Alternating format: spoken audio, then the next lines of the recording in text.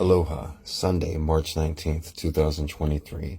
All the main street cats were fed and accounted for today, except for Ginger. All the street cats were hungry, and we went through 2 cases of wet food and a bunch of dry food. Ginger is actually still locked in the warehouse. She's been there since Friday. I wonder and hope that she found a mouse or something to eat in there. It's a miracle these cats survive so well with what they have to go through. Old Joe and Sylvester are basically completely blind. They can't even find food if it's right in front of their face. Their method of eating is to go right up to a cat that's already found some food, swipe them in the head, and then steal their food. There was a point during today's feeding where old Joe swiped Rookie in the head with his paw and claws, and then just left it there, digging his nails into the top of Rookie's head.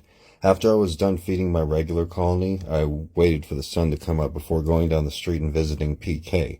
I brought her a full can of pate and a new water bowl. On weekends and holidays, PK is always sitting in the same spot, looking dainty with good posture, waiting patiently for the nice man who brings her breakfast. It makes me happy and relieved when I see these street cats every day, and I know they survived. It means I survived another day, too. There are less people going to work on Sundays. For many Americans, it's their only day off. And I imagine most of them spend it watching sports and drinking cheap beer, kind of like my neighbors. I heard a statistic recently that 70% of U.S. citizens don't even have $1,000 in savings. Most people work paycheck to paycheck.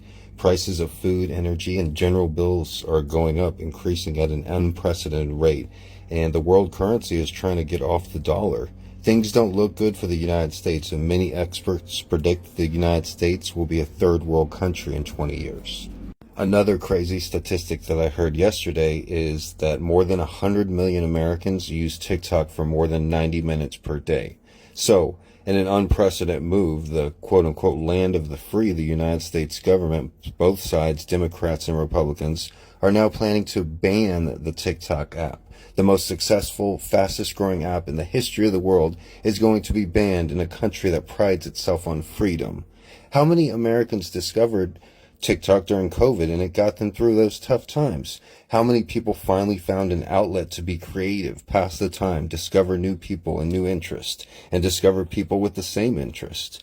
TikTok is a place where you can get first account eyewitness news and even live streams of current events, unlike second-rate journalism and bullshit propaganda that the mainstream news channels dish out.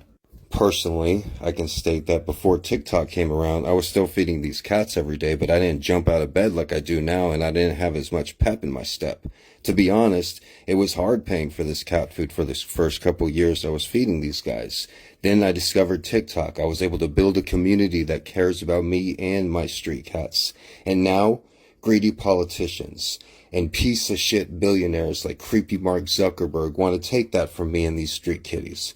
We don't have much. TikTok was something that really changed my life, and them just taking it away because they want more money in their pockets is a travesty. Thank you for listening, and I do this every day. Check out me and the cats live on TikTok, 4:20 a.m., starting at 4:20 a.m. Hawaii Standard Time. Aloha.